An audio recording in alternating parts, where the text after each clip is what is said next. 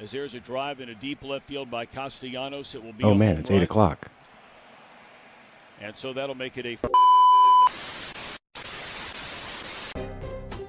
I don't need the spotlight. I shine just fine. Hi, I'm Karma, and yes, I am a bitch. BravBros.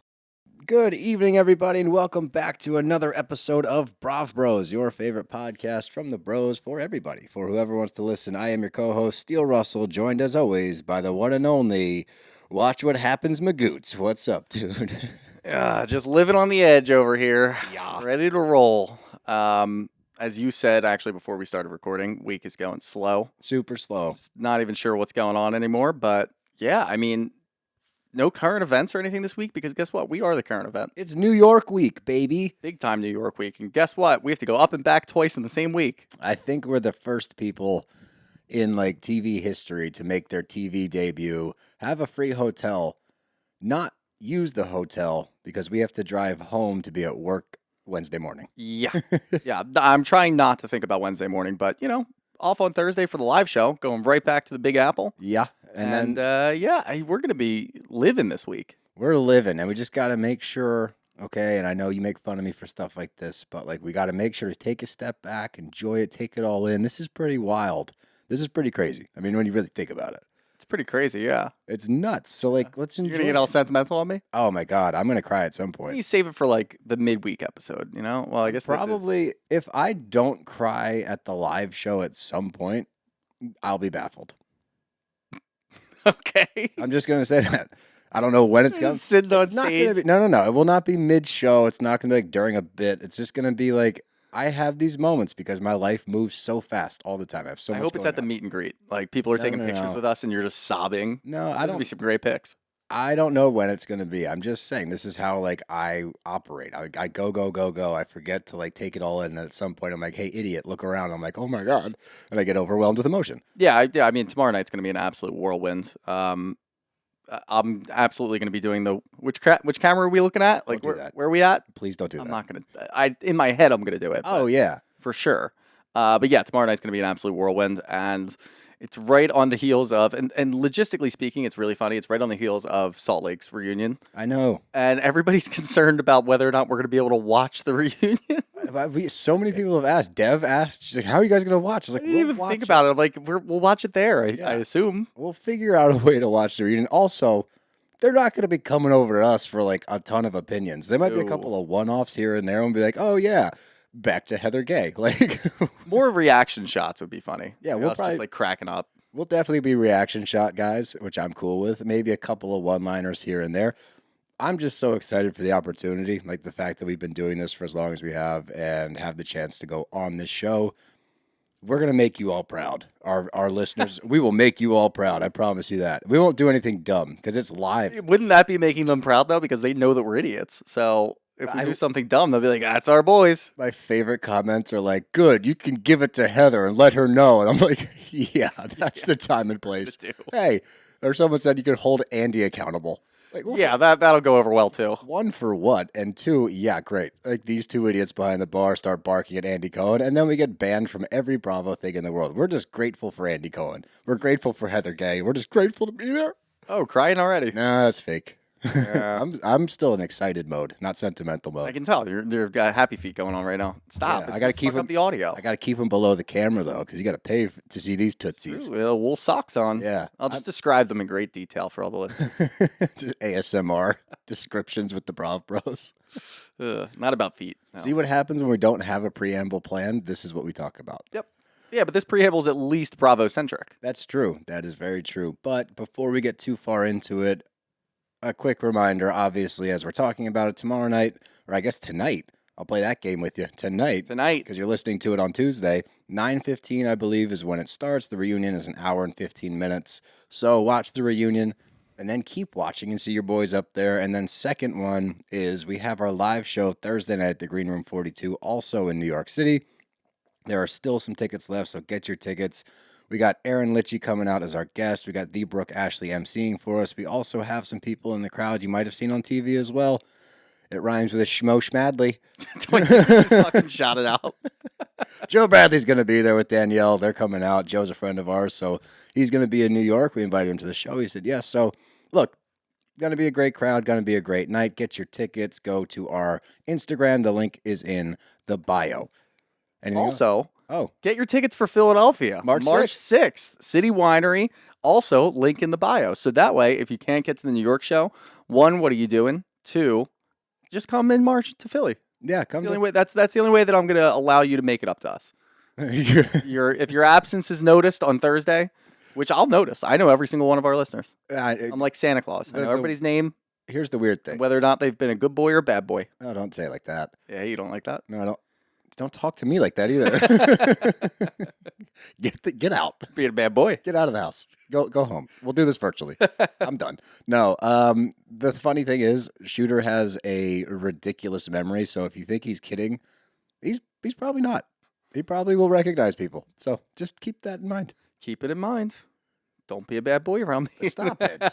Anyway. Yeah, let's just move on. We're gonna cover the Southern Charm reunion. I do want to cover Southern Charm. We haven't done it in a while because everything's been so crazy. I do want to do our power rankings right now because I think it's important to note where everything stands because there's a lot on right now. There's a lot of good stuff. There's one really bad one in particular that is breaking my heart week in and week out, and we haven't covered it in a while, but I want to hear your power rankings.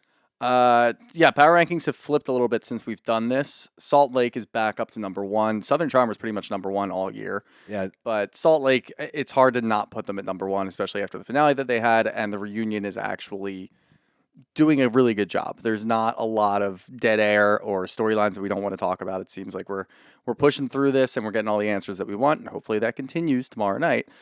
I've got Southern Charm at 2, of course. Southern Hospitality sneaks in at 3. Yeah. Love that. And yeah, Potomac, dude.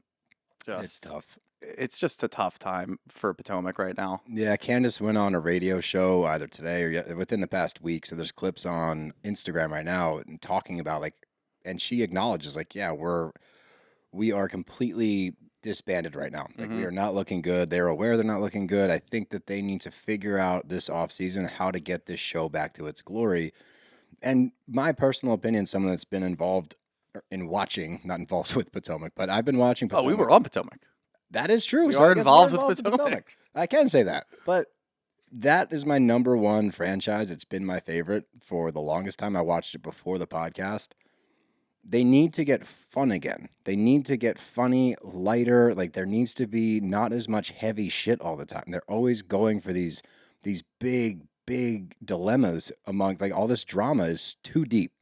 It's too deep. It's crossing boundaries that are not fun to watch. It's crossing boundaries that are affecting people's lives. We watched all last season this happen, and I figured there's no way after what happened last year, there's no way that they missed the mark this year because they have to see they got to go the exact opposite direction. Let's figure out a way forward. Instead, they just gave us more shit that nobody wants to watch. Yeah, it's just boring as hell, honestly, because we have no relationships with anybody on the show because we don't care. No, we just don't care about anything that anyone is doing on the show right now. I honestly, I stopped in the middle of my power rankings just because I remembered about Potomac. Yeah. That's how funny it is. But yeah, I've got Southern Hospitality at 3. Potomac is at 75, crossing into OC territory, but not quite there. No, not that bad. That's the benchmark for stinky shows.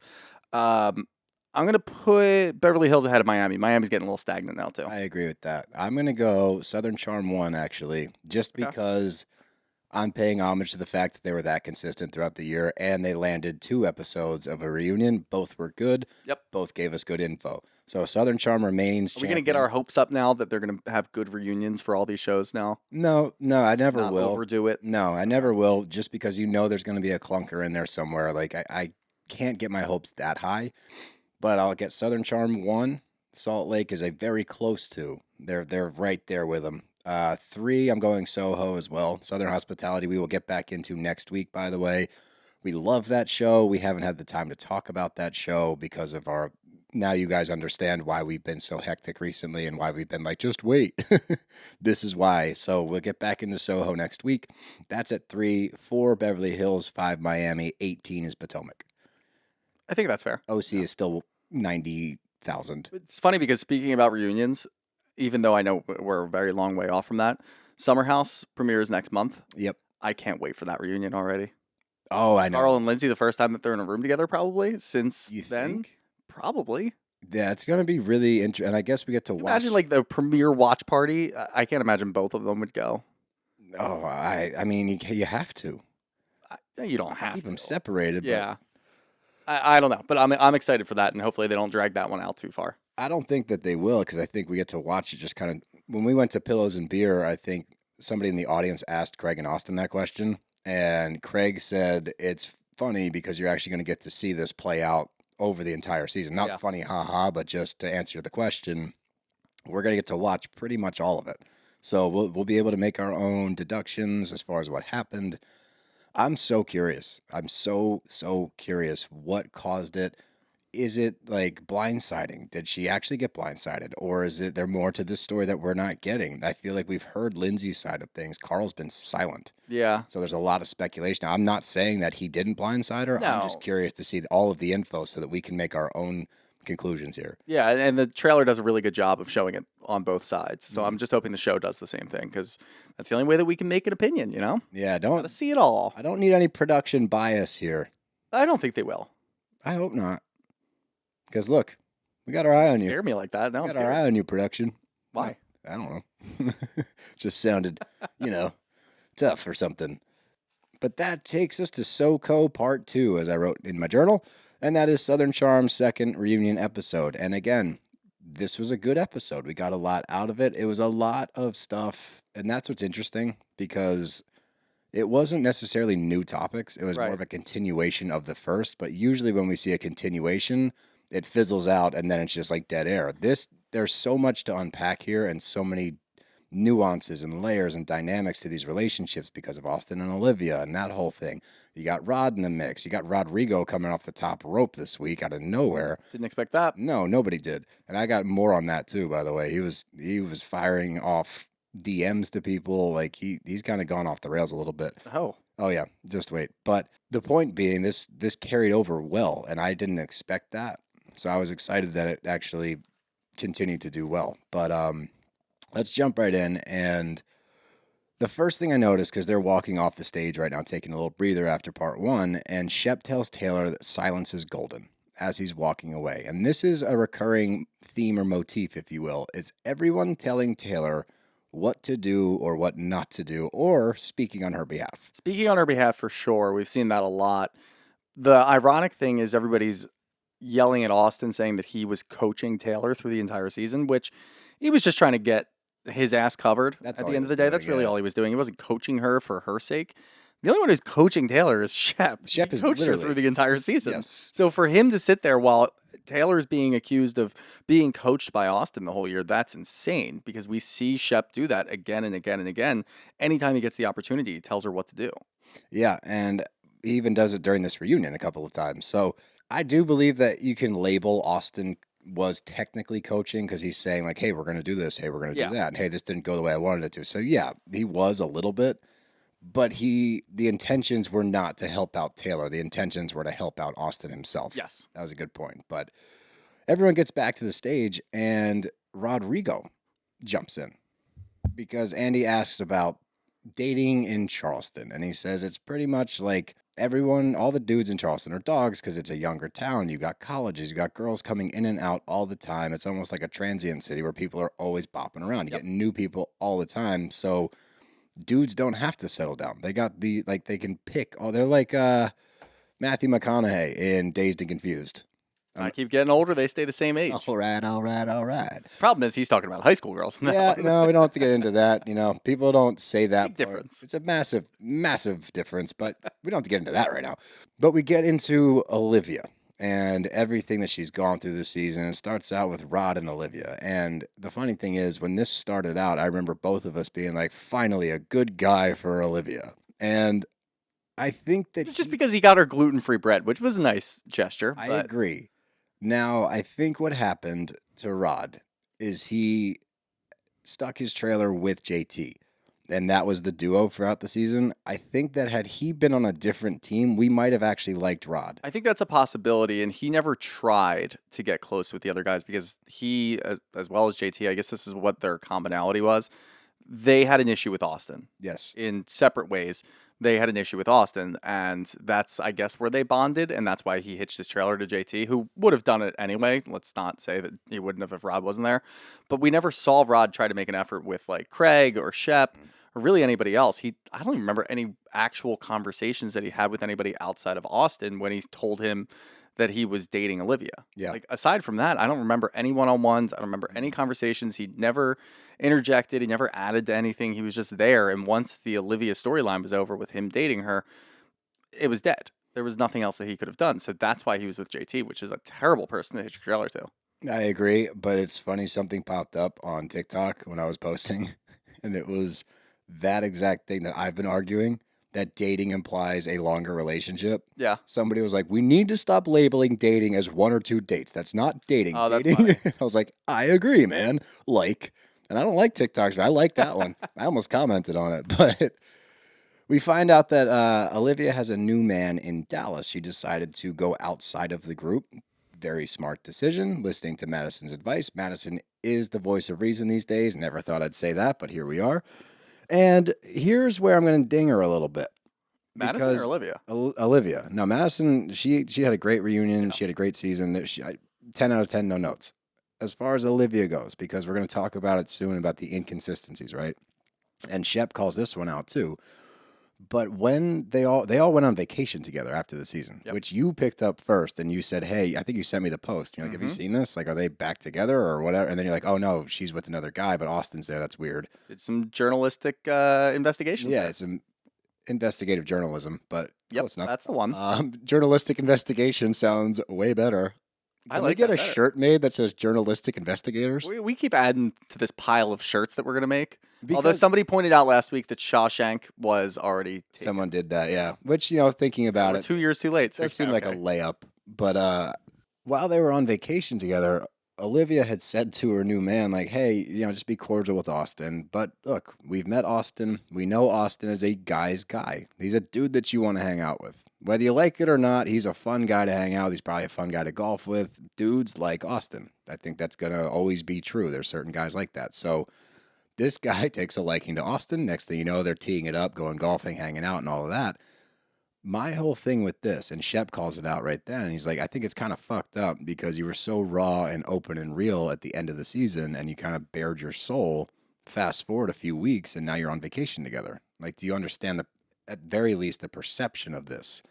And I think that plays into later. And again, I think that while we were analyzing this season, we fell victim to it as well.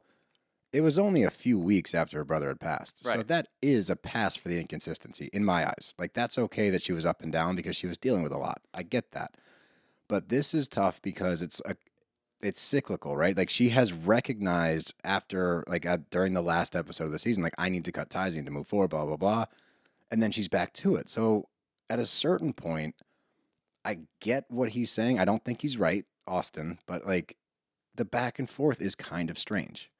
Yeah, I mean, it's definitely kind of strange, but then if you're Austen, you have to make a decision, because if you're going to sit there and complain that the inconsistencies are bothering you, or it's making you emotional and it's toying with your emotions, so to speak, correct, then you can also cut ties. You don't have to wait for her to cut ties. You are you should be more than happy to just do it if it's giving you some sort of issues down the line, or you're talking to your therapist about it because you don't know what to think with Olivia still talking to you, we're trying to be friends, bringing up old feelings, things like that. Just remove yourself from the situation entirely. Austin's not going to do that because he told us as much. And Austin's a lot of things, but I do take him for his word, especially when he's talking to girls after like a breakup. When he's like, I want you in my life and I love you and I feel like we're destined to at least be friends. I actually believe him. Or I believe that he thinks that. That's rather, yeah. I don't believe him that like the universe is telling him that. Yeah, no. That would be insane. I think he believes that himself. Yes. And I agree with you. I think that the intention is where it breaks down. Because Olivia is trying to deal with all these emotions, losing her brother, trying to get back up on her feet. Meanwhile, her best friend is hooked up with her ex, or whatever you want to call them. Well, now they're saying that they were together for like 6 or 7 months. So I don't know what the fuck's going on. That's different. But it was after the reunion? I'm just confused. This is why we need flowcharts. But Austin's intentions, again, I don't think are as on the up and up. I think on one side with Olivia, yes, you can point to inconsistencies. Yes, I don't think it was a great move to go on vacation with Austen and your new guy. That could lead to some other shit. But I can also chalk that up to she's still going through it. Understandable. Do your thing. I'm not going to drag you for that. I don't think like the way that it was presented, and this makes sense. Austen had brought Olivia on vacation with them. They're all friends from Charleston or whatever it might be. And they liked Olivia. So then they invited her back and Oh, said they're not right. picking sides. So it's not like Olivia invited Austen on vacation with That's her. a good point. But here's the. I also don't want this to come off like I'm like Olivia's wrong. I'm just No, trying to no. analyze both sides. of it. Yeah, I don't think that there's really anything wrong with it. It's third party friends that didn't want to make a decision or pick a side. Right. So they invited both of them. Again, if you're Austen, if I'm Austen, and you just had this whole roller coaster of a season where you're claiming that Olivia was playing with your emotions and being inconsistent, if you're invited to this vacation and you find out that Olivia is bringing her new boyfriend, you shouldn't go. He shouldn't go. Austen should not go. He should bow out, but Because does that there's make no- it weird for the friends? No, I mean I feel like they would understand if they're friends. Yeah, I get that. I don't too. think it's that big of a deal. But if you're Olivia, what are you supposed to do? Like, maybe she doesn't go, but if you're still going to go, obviously you bring your boyfriend with you. Because if you go alone and Austen's also going to be there, and you don't trust yourself, and you're going to be talking to Austen back and forth, then you're right back where you started. Yeah. So you bring your boyfriend as, I hate to say this, but as a buffer. And now your boyfriend's there, and you just talk to him the whole time. Austen makes friends with your boyfriend. Obviously, that's a little weird, and everybody's going to find out about that. But what are you going to do? No, I agree with those that. decisions are already made, and you just have to live with it. That's fair. And I forgot that the friends invited them. So, yeah, that is a big, big piece of info. So, again, I'm not faulting Olivia. It's just, it's weird that they went on vacation and now, I don't know, the inconsistencies. We'll talk about it more when we get to that scene. But this is where we start talking about Taylor a little bit. And Rodrigo comes out of fucking nowhere. And he's like, you say that you don't wish ill will on her and this and that, but like you were such a bitch to her all season, more or less is what he's saying. Not really. Like she didn't say a lot of mean shit to Taylor throughout the season. She just would give her an ear to try to hear her out. Wasn't vibing with it. So she pulled back. Then fast forward, Olivia watches this season, sees that Taylor really doesn't have remorse for doing this, has said that, literally said that multiple times. What do you want her to do? Like, hey, Rodrigo, you were cool for like the whole season. Yeah.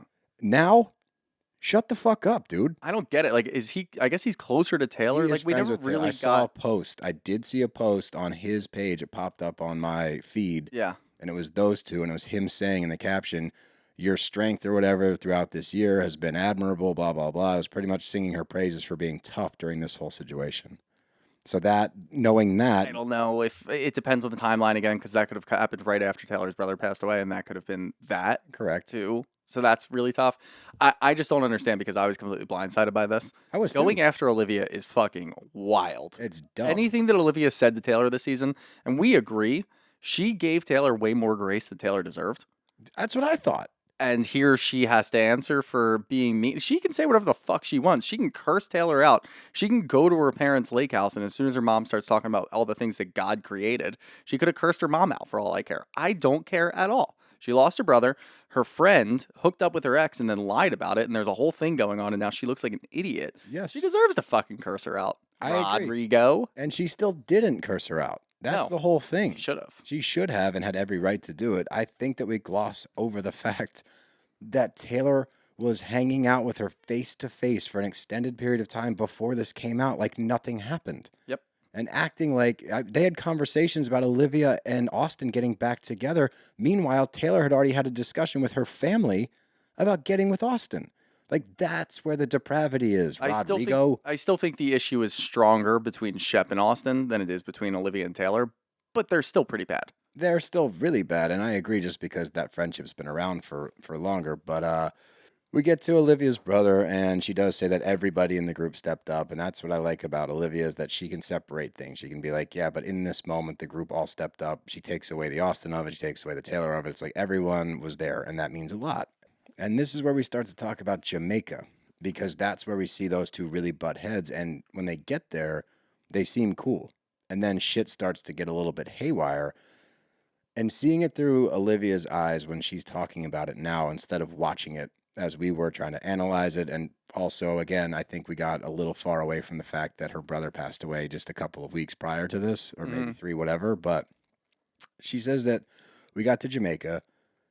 Taylor and Austen gave me no grace. They're talking about, how I'm being a jerk for not forgiving them pretty much while they're on the bus, while they're swimming at the water hole or whatever. When they're at the table confronting me about it, saying, you're so back and forth, you're so this and that. And this is when it hit me because she said, it's like, yeah, no shit. My brother just died 2 weeks ago. Like, can you fucking give me a pass? And I was like, you're totally right. You're totally 100% right. Any inconsistencies up and down, whatever, Austen fucking grin and bear it, guy. Taylor, don't even talk right now. But Austen, like, yeah, dude, you should have understood the situation. And then the fact she brings up, like, and he wanted an apology from me, which is still banana land that he ever thought that she was going to walk into that room and be like, hey, I'm sorry for being inconsistent. I still have no idea how any of that works, but you can't identify that you can bring something to the table and bond with Olivia over the fact that you also lost your sister and get close to her. Mm-hmm. And then also not understand when she's being inconsistent. Right. That doesn't make any sense because if you're going to be the person to try to help her through it because you've been through it before, emotionally you would think that you would understand, like, hey, I'm not really in my right mind right now and my family's not, and it's really tough. And a lot of the decisions I'm making right now are not great. Now, albeit it happened a little while ago, so it's not exactly the same thing and it's not very present, but you should still be able to understand that. It's not about you. And if you were truly being there, and now I've kind of done a full 180 on this whole thing, if you were truly just being there as a friend to try to help her through something because you had something similar happen to you, then you would let her go. You wouldn't would take let it her, personally. You wouldn't take it personally. It's not about you Right. at all. That's just because it. you can help doesn't mean that now you're involved in this. Correct. And that's a great way to put it. It's not your job. Right. It's your job to You're also not support her. dating her, so. Right. There's a lot of factors that play in. So then when I watched this, then I was like, oh, I think that we were caught up in the season during this scene because I remember talking about it. And we never said like Olivia was wrong. But I did give more merit to like, yeah, she is kind of up and down. And we heard like, they were texting and then they'd be in person. And Austen says that later when Andy's like, all right, you said you were misrepresented. Let's hear it. And he's not prepared, which is like, you knew this question was coming because Right. you brought it up. But regardless, like you said so well, it's not about you. Yeah. You don't need an apology here because there's bigger things at play here. So grin and bear it, take it, and just move on. That's what a real friend would do, in my eyes, not somebody that's trying to get back in her good graces. And I'm not saying for romantic purposes. I just don't think he likes being on the outs. I think No, that's what it not comes at all. down to. And you can see the same thing happening with Taylor. Taylor's Yeah. making it all about herself. Yeah, I know. This is a long time before what happened to her and her family, which also is insane and sucks and it's crazy. But during the whole season, she's only thinking about herself and trying to become friends again. But in the same breath, she's just trying to exonerate herself Every from time. something that she did and lied about. That's Like, that exactly doesn't make it. any sense. Like, we went back and we watched the whole thing and you get clips and all this. She never just sat down and fully apologized for what she did. Her and Austen are both just trying to explain it. Now, Austen did apologize to Shep, which I forgot about, kind of in like the grand scheme of things. He did actually say, I'm sorry, and it seemed legit. But then they were still hanging out like the next day and the day after. So, like, were you actually sorry? I don't know. Well, that's Taylor Shep. never apologized. That I know. Shep also was Shep. Talk about inconsistencies. Jesus. Holy shit. But no, Taylor the entire time was just trying to make it about herself and saying, well, you should be able to understand this. And I know you're going through a lot. And like she tried to leverage the situation that was going on with Olivia's brother to get closer to Olivia by pushing out other friends and saying, I was going to be here for you because I'm a real friend. You're not a real friend. Which is exactly what happens next. And the Vanita uninviting Taylor thing. And I cannot believe that there's anybody in the comments anywhere that are trying to call Vanita a mean girl there. Yeah, no, no. that is your girl right That's a there. friend. Yes, that's saying, no, we're keeping this toxic bullshit out of here. She just lost her brother. You don't need to be here right now because you guys aren't that cool. Like, this is not the time or place. That's what a real friend is. That's somebody that steps up.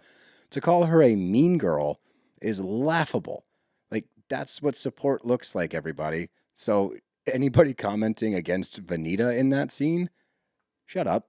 And Yeah, put just your- shut up. put You your don't know phone what the down. fuck you're talking about. Yeah, it was that was crazy. I couldn't believe that somebody said that. And Vanita even says, I was there for Olivia, despite having a rough first season with her. Like, they figured their shit out. And I think what we saw the first season was that they just didn't click. They didn't have enough time to get to know each I other. love that Taylor's excuse was, I didn't know that Leva was there. Yeah. Okay. Oh, What does that have to do what with about anything? Vanita? That's still dragging Vanita. Like, you were not a real friend. I'm sorry. Sorry to be the one that has to say that, but like, you're not a real friend. A real friend doesn't lie to their friend's face for an extended period of time and only come clean because you got caught. Correct. But whatever. the nice thing from, credit where credit's due with Taylor is Andy just flat asked her, like, how do you feel about this? Like, to hear all this shit about you. And she says, they're right. They're right. And Vanita's credit and the rest of the group, they're like, look, we don't hate you. And things like this happen on Bravo. This is kind of the mark. This is what we're trying to do, more or less. Not this way, but there definitely is a way forward with most of these people. Not everybody. I believe Madison. That's the funniest shit, too. People are getting mad at Madison for saying, I'm going to keep it at arm's length and no sleepovers at my house. No shit. Perfectly normal answer. Yeah. And people are like, oh, Madison, but no. Madison's not friends with Taylor. She showed her some kindness by trying to talk her through something when they were down in Jamaica. And that was about it. That's about as close as you can be because they're not really friends. They don't know anything about each other. Taylor has probably talked shit on Madison in the past, and maybe Madison deserved it. Madison got upset earlier in the season, but that's completely washed away at this point because there's so many other things going on. And they discussed that. And Madison had a very real conversation with her about her behavior. And guess what? Taylor didn't change her behavior after that. So no, Madison does not have to show her any sort of kindness at the reunion. She can make a joke about the sleepovers. And guess what? Craig laughed at it. A lot of people laughed at it. A lot of people laughed at it. I laughed at it. Everybody had a great time except for Taylor. And maybe Rodrigo. And some weird commenters. Probably JT. Coming after Madison for doing that. And like, oh, you don't like people grow and this and that. It's like, no, she doesn't have to. This is a fucked up scenario. She tried to let her grow and she didn't grow. And the biggest part of this whole thing, Madison will always be real. For better or worse, she's going to tell you exactly what she's feeling, and that's important. And this is a very normal response. Yeah, you're not going to sleep over at my house because you hook up with people's guys, and my husband's there. Fair. Ha ha ha. Arm's length. I get it. But we finally get to Austen, and we start talking about, is he the next Shep? And there's clips from previous seasons where it was like, oh yeah, like this guy is the new Shep, like just a younger and better looking Shep. And Craig steps in and says, I don't think that he's there yet. I think he's at a crossroads. And I agree with that. And it's actually really interesting if you want to look at this from like a social experiment standpoint. And you look at this, he really is. Like if you look at Austen, he's almost Shep, but he has enough redeeming qualities that he can go the other way. But Shep with the job. But the cherry on top of all of this is that Shep just sits there while they're saying this shit and never has a reaction. It's like they're dragging you relentlessly just by associating with you. Indirectly, but yes, dragging the shit out of you. And he's just sitting there like nodding along, like he might be. Shep blew his load with the whole drinking conversation that he had last week, and I feel like he just kind of tailed off from there. Yeah, I agree with that. But JT steps in to give Craig some advice. I fucking can't with this guy. I'm just happy that nobody takes him seriously. Could you imagine having a serious conversation with JT about any of the comments that he made in this episode? No. Did you see his TikTok? Fuck me, dude. Of course I did this. I'm on Bravo. Of course I did this. I'm on Bravo. It's funny because Deb sent that to us, and I looked at it, and she said, just read the comments. And I watched the video twice because, when like a car wreck happens and you can't like turn away? Oh, yeah. That's what it was. I had to watch it twice. I'm like, this is fucking cringe, bro. Reading through those comments, the first like 25 comments were in support of him, and then they started tailing off and people started ripping him apart. But there were only like 100 comments, and like the ratio didn't make sense. And you're a TikTok guy, you understand this. Oh yeah. The likes and views and comments didn't all add together, so he must have just been clean sweeping, deleting, blocking, whatever the fuck he had to do. Anybody who had said something mean, and he couldn't catch up to it. And it's just like all in real time. He's probably just sitting on the same video the whole time. Because there's 1,000 likes and there's like 500 comments. Exactly. Like that doesn't make any sense if a lot of them are positive. He's just scrubbing it entirely. You got fucking ratioed, bro. You got ratioed, bro. And then you tried to come after us last week and block us and get our TikTok removed. Well, guess what? It's back. It's back up. It doesn't have nearly as many views as the first one did, but I don't care. It's still out there. And my biggest thing, dude, if you go through his posts, any of them, okay, and you look, the comments, he responds to a vast majority of them. We should start commenting on his videos. Should we? Oh, done. Yeah. Oh, it's so I'm giving you done. free reign on that one. Yeah, I'm in. I know you've got like a lot of pent up anger, especially in comments. I haven't let you go after people on comments in a while. You go after. Well, I haven't really tried though. I've been pretty good. I've let him brush off my shoulder. You were actually more rattled by the Reddit thread than I was, which was shocking. Thread, yeah. Yeah, you were really upset about it. Are you okay now? I'm okay now. Okay, good. Yeah, it's all silly. I'm gonna call them out tomorrow night It's on all live silly. TV. Wait till Tuesday. You think we got haters now? Just buckle up, pal. This is where we talk about the inconsistencies, and we already addressed that.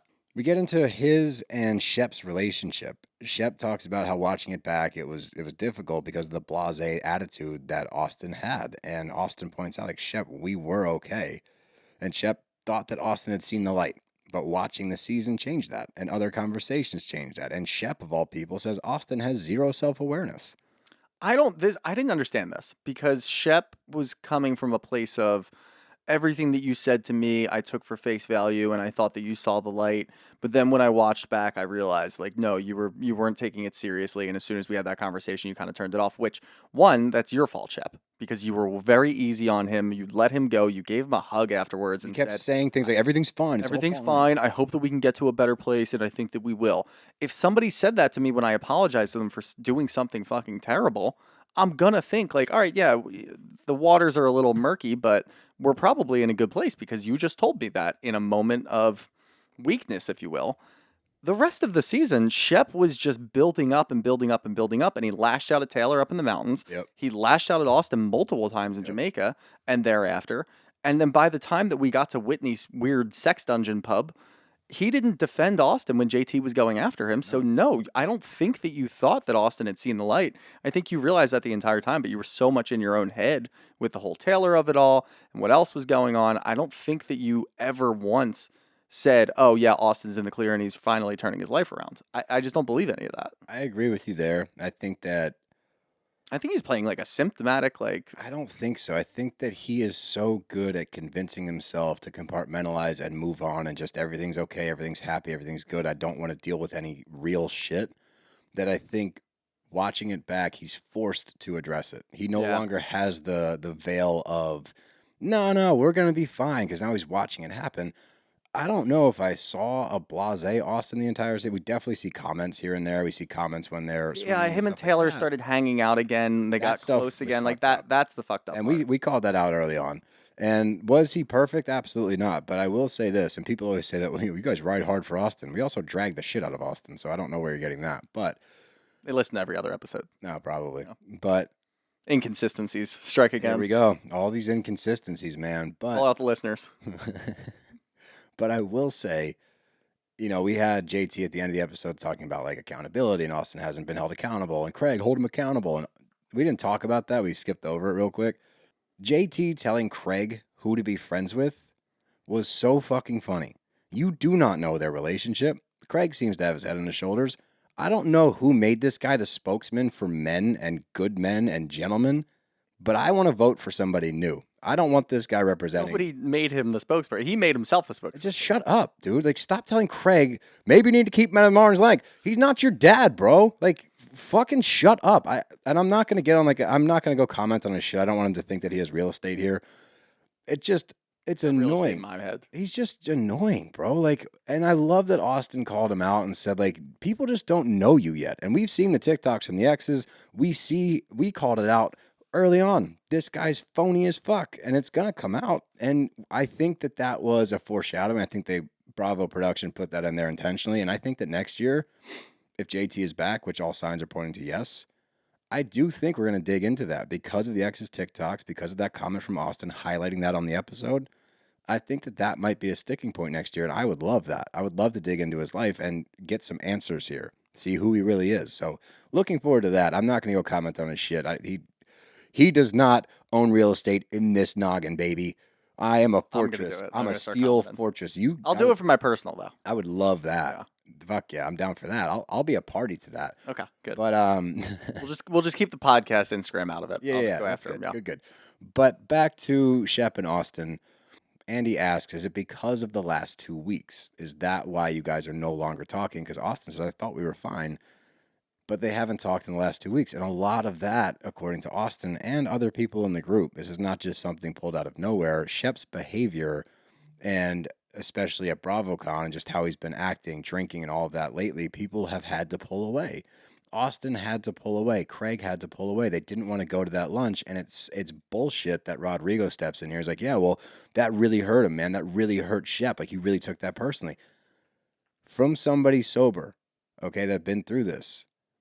It is not anybody's requirement to show up in that moment, especially if they've done this song and dance multiple times. At a certain point, and I said it a couple of weeks ago, you have to protect your four walls. You have to protect your life.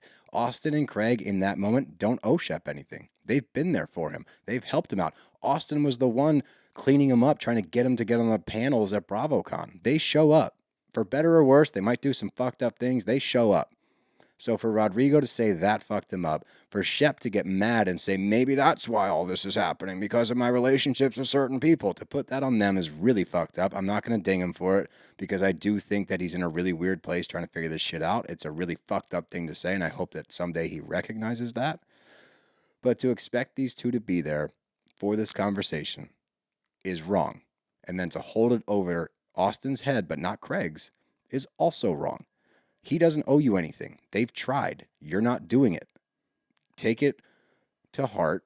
Figure it out. Take a couple of steps forward and see if they're there then. But don't throw them under the bus for that. This is what I'm talking about with Shep, though. I feel like he's using any sort of opportunity to blame other people for things that he's done or going through or the way that he feels about something. And you just hit the nail on the head. He went after Austen, not Craig. Both of them decided not to go. Instead of sitting down and saying, why are my two people I consider my best friends not at something like this? Maybe I should look inward. Correct. He projected outward, which, again, like you just said, not going to hold him accountable for that just because he's going through a lot of shit. Hold on. You're going to hold him accountable now. Yes, right this instant. This will need to be addressed later, I think, to move forward in all of whatever his journey is right now. But for right now, you can give him a slap on the wrist and be like, dude, come on. Don't say that. That's really yeah. I think that's fair. But Rodrigo stepping in here, we talked about it before. We wanted more of him. Now I don't want any more of Rodrigo. I'm done with Rodrigo. There's a reason why you were only on the first half of the second episode of the reunion. Let's just keep it right there. And here's where I told you I had a little bit extra for you. So there was a post. Let's plug it in. So this woman messaged him and asked, like, why did you go after Olivia, whatever, and was trying to dig at him a little bit for sure. His responses, dude, he called this woman a C word, not once, but twice, and used her name in a sentence, said, oh, Mandy the C word. I guess her name was Mandy, and finished it with that. And then she blocked him. Jesus Christ. I know. Like, this guy is We couldn't have been more wrong about this guy. What happened? We're usually pretty good at, like, calling people Dude, it's out. got to be something about the rods. I mean, we were wrong about Rod. We were wrong about Rodrigo. Hand up. I mean, we were wrong. We were usually wrong. right. We were wrong about always this, usually right. I still think that Rod was a victim of circumstance, being too close to JT. I don't think that he's good for TV. I think he doesn't have the personality. Too normal. For it, he doesn't. Like, he didn't really do much at all. But Rodrigo calling your fans the C word is never a good idea, sir. It's never okay. So, like, and especially like, because you can just claim that it was photoshopped, but if you used her name, he really did. It says Mandy the C word. I was like, well, that's pretty damning. Jesus He Christ. also sent a couple of emojis that were supposed to mean something, but I don't know what they meant. What were the emojis? I can probably piece it together. I'll find the post and I'll send it to you so you can try to. I was trying and I could not. Is it an eggplant and an O face? No, I know what that means. All right. That means you're eating eggplant. Yep. But back to the reunion. This is when we start talking about JT, and I thought we were going to get a lot further into, falling in love and this and that. Why are you in love with her? You don't know her. You really don't. Like, their friendship. Deep in love. Deeply in love with her. Based on what, though? What a loser. That's what I need. I know, right? But what I need to understand why. I need to know what happened, what transpired for you to be so enamored. Yeah, because that's what she accepted the free ticket to London. Boom. The free place to stay, the free dick from her friends, like all of those things. He's like, wow, what a grateful girl. I love her. Well, this to me plays further into the nice guy act. The nice guy act always culminates the same exact way. The woman that they're going for scorns them, leaves them high and dry, according to them. They don't actually, but they're like, I've done all this. I took you to Paris. I've been sticking up for you. And then you end up with Austen, blah, blah, blah. So now this is what he literally believes that he was in love with her because they were friends and because they had a couple of nice moments in which she was probably just trying to be nice. I guarantee you he thinks about that night in Jamaica every day. Till staying up to like, oh, I wish I could be back in that hotel room just hanging out till 4 a.m. with the love of my life. I'll always love her. Yeah, he definitely thinks about that every day and night in the tub. I assume he takes tubs. He's definitely a rub-a-dub-dub And he doesn't guy. call them baths, he calls them tubs. It's probably a bubble bath, and he FaceTimes his mommy while he's doing it. Oh, I'm sure. He's got that little tray. He sets up his iPad, FaceTimes Totally. his mom, who's Yep. also in the tub. Yeah, and they're both doing a bath bomb. Absolutely. Those are bad for you, by the way. Lots of chemicals. Never in done there. one. Lots of chemicals in there. But Didn't like the way you just put that one up. Like, you strike me as Just a an little. occasional tub guy. what? You strike me as an occasional tub guy. Only when I'm like super sick. I knew you were an occasional tub doer. See, I know A you. little Were. eucalyptus in there. Oh, don't threaten me with like little Epsom salt. Yeah, why not? Sure. Clean out the nostrils No, and that's the pores. disgusting. I don't sit in bathtubs. They're gross. Other people sit in them and stew. It's like stewing in your own filth. What do you mean other people sit in them? I bought this house from a different person. How long ago? Doesn't matter. Yes. And then how often do you clean your bathroom? I shower in there. Dev cleans a lot. Like she's very, very meticulous about stuff. I'll give her that. But You know what they should bake? You know how they have like those toilet seat, like the paper toilet seat things, the covers? Do you that want for a tub. bathtub cover? That would be a mess. I'm trying to throw Then that you thing take away. it, you throw it away. I understand that, but taking that out of the tub, it'd be soaked. You let it dry. It dries fast, and then you No, I rip don't- it off and throw it out. Someone's definitely thought Like of this. seals on, and then you rip it I off. get it. I understand what you're saying. Plastic Are you still describing protection. it? Why are you yeah. mansplaining? It's like a condom for the tub. a tub condom. Yeah. I think that's Now you're in. Now that it's a condom, you're definitely in. no. I think it's a really bad idea. Come on. Why am I in now? Because it's a condom. What the fuck does that even mean? What are we talking about?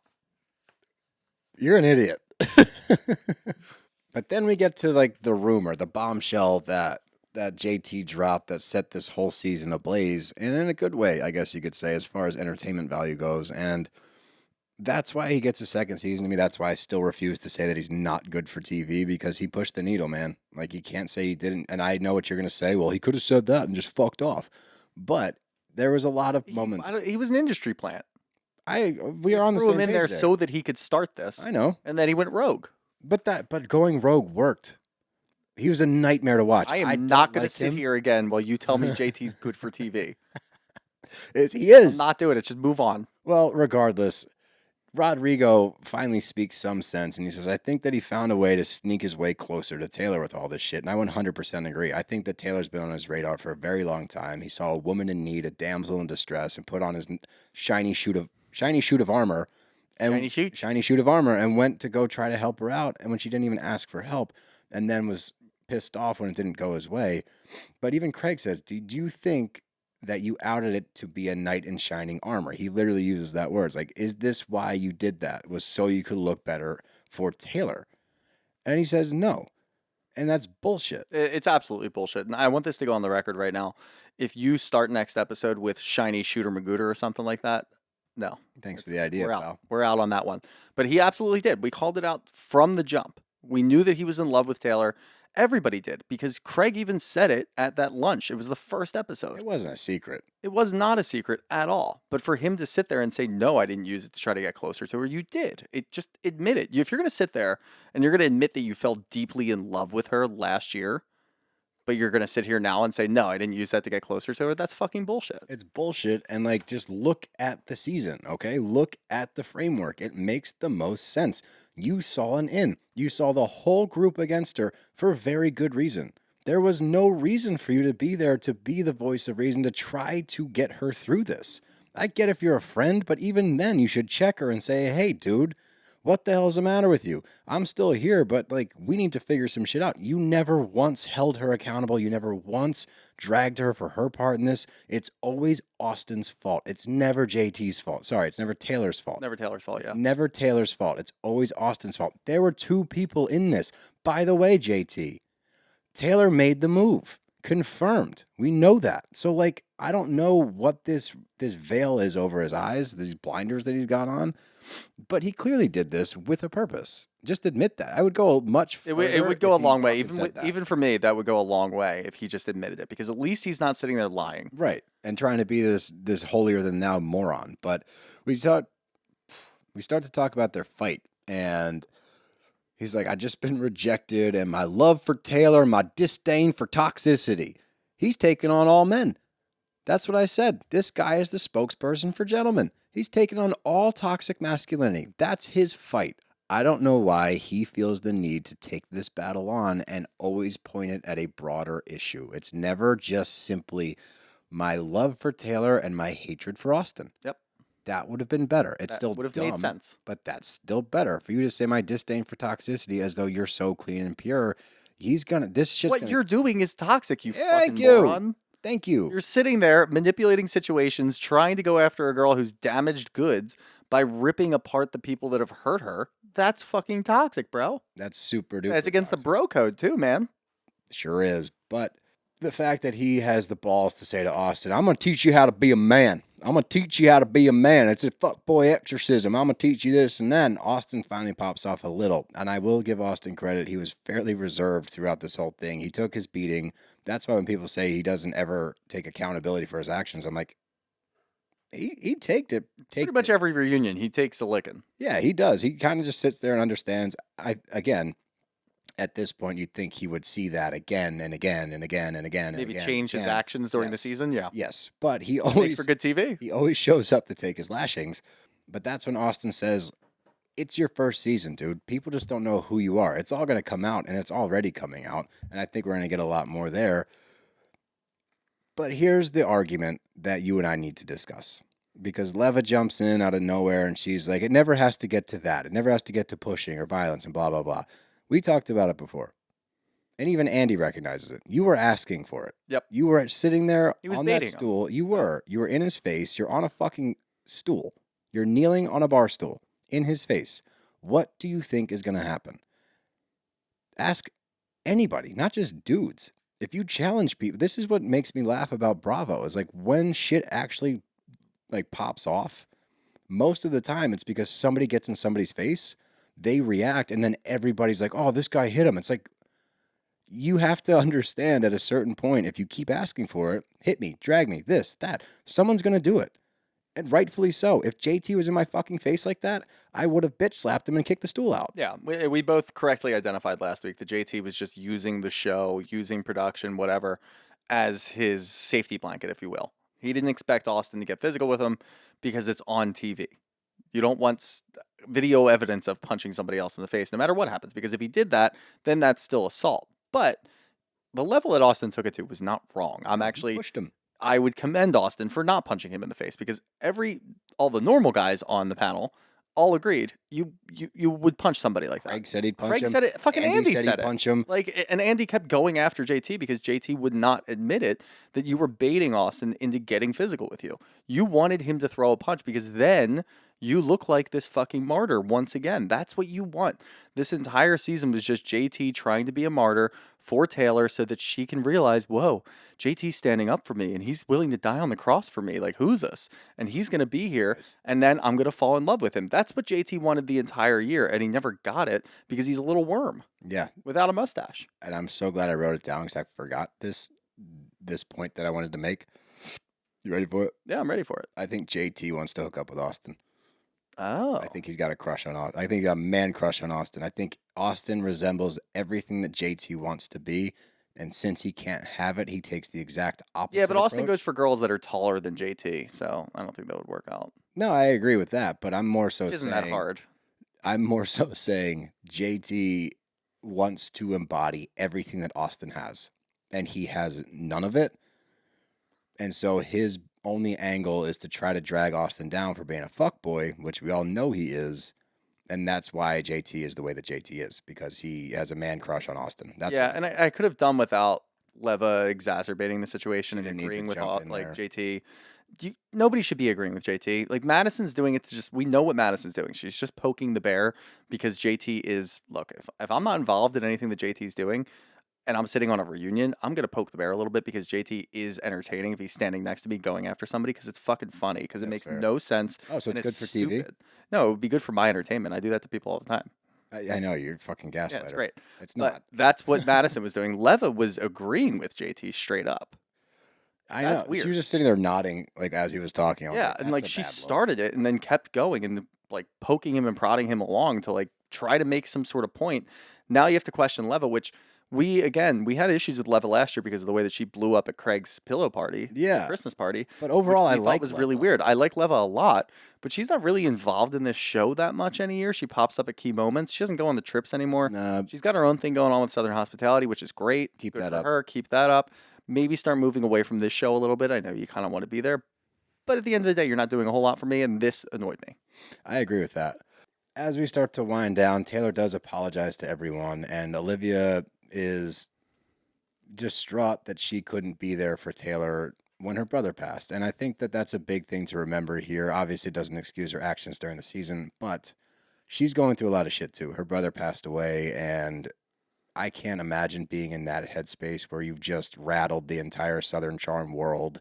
You're getting blasted online in the comments, this and that. Your brother passes away. You're trying to deal with all of this fallout. I don't wish ill will on anybody on these shows. People fuck up. People make mistakes. We call it out. We say shit. Sure, people in the comments say shit, but at the end of the day, they are people. People are people, and it's a shame that, her brother passed and now she has to try to navigate her way through this. It is her bed that she made, and she has to lie in it and figure a way out of it. It's just this being compounded on it is tough. And to watch Olivia is like, I hated this for you. I hated all of it. Not just like the fact that your brother passed away, but also that you're having to deal with all this stuff, even though it was directed at Olivia. And this is what sets Olivia apart from Taylor. This is the difference, is Olivia still has empathy.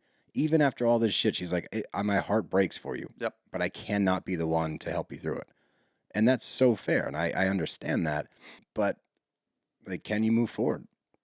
Olivia says no, period. I don't mean ill will, but I cannot move forward in this friendship. And you could see Taylor, too, during the break at some point during the episode. Kind of all gets lumped together. She was still thinking that there was hope in the friendship.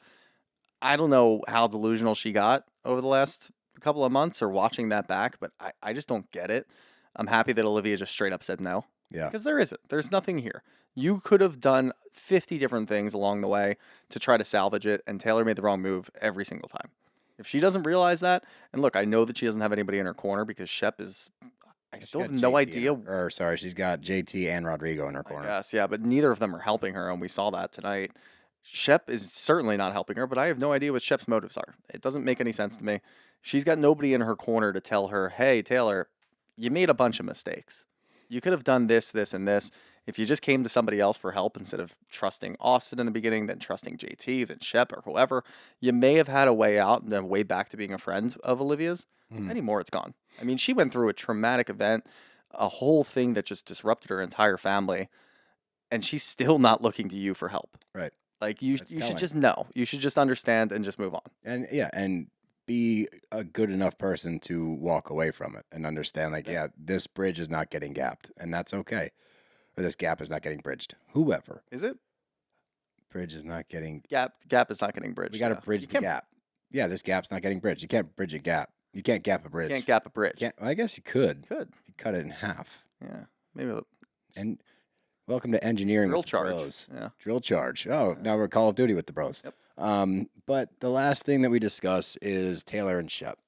And there's clearly a lot of love and emotion there. And Taylor says it, and Shep says it, and Shep even says, I'd be lying if I didn't say that I think that, well, one, that he admitted to Taylor recently that he probably was still in love with her, but two, the fact that he's acknowledging she might have been the one that got away. And I think that's big for him. And I gave him credit last reunion, or the first episode of the reunion, and I'm giving him credit now. He does seem to be in a place where he's at least acknowledging certain things. He's able to say certain things, and it does seem genuine. But Taylor says that Taylor says that she is not in love with Shep. She says, I have a lot of love for Shep, but I'm not in love with him. And Craig says they're going to get married. I agree with Craig.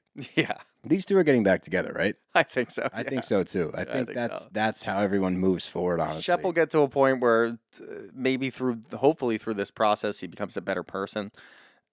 Maybe he realizes that he needs Taylor. And the way that Taylor is right now, she has no self-respect. She'll go right back to Shep. Jesus.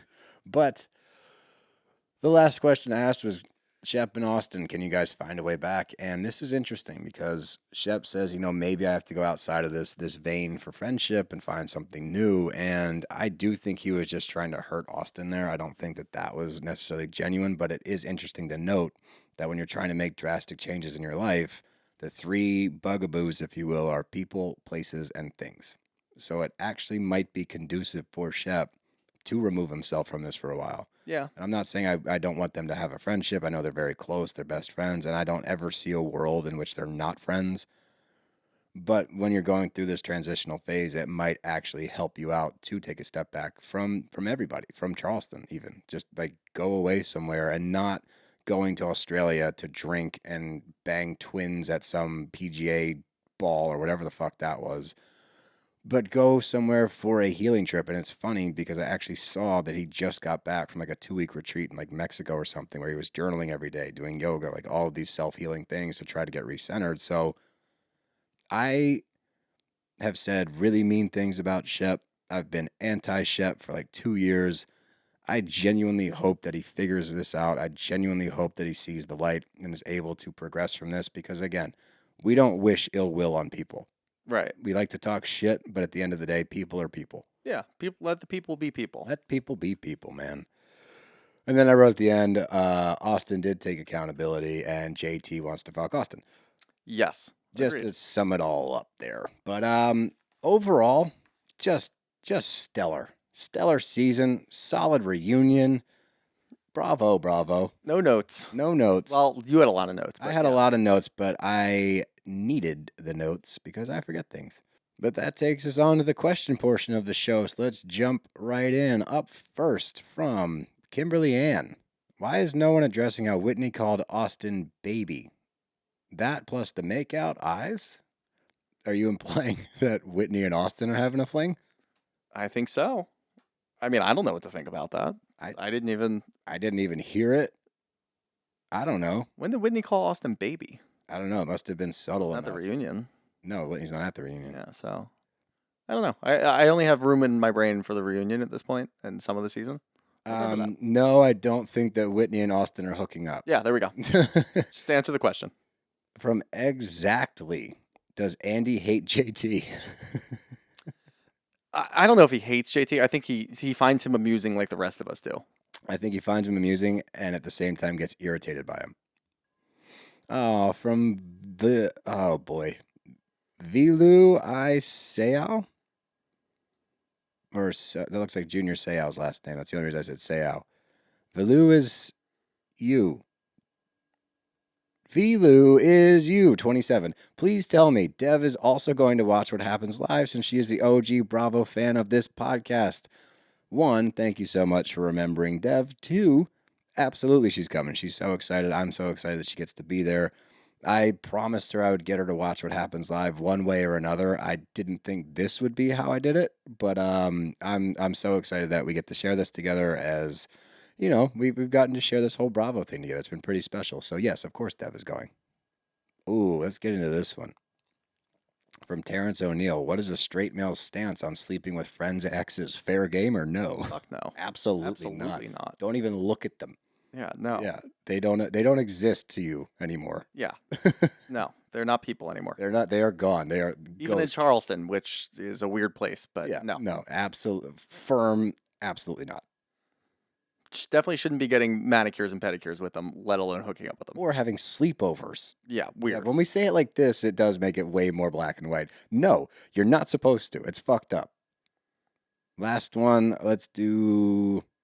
Oh, interesting. From Annabelle, because I actually had this thought too. I wanted to talk to you about it, but from Annabelle R. Goodson, do you think the cast was hard on Taylor given her brother's recent passing? I actually had the same thought process. It seems that Olivia's getting more grace than Taylor. I understand that Taylor's under the microscope, but was it? And did she get dragged that hard this reunion?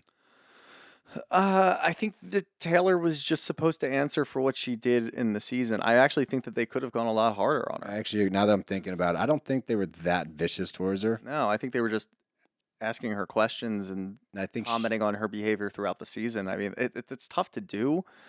I can't even imagine it. Like, you go through something like that, and then you have to go to a reunion, and like that wasn't on the show, so it's a little different. So yeah, we talked about it, but we talked a little bit more about Olivia's because we watched that, and the viewers got to see that.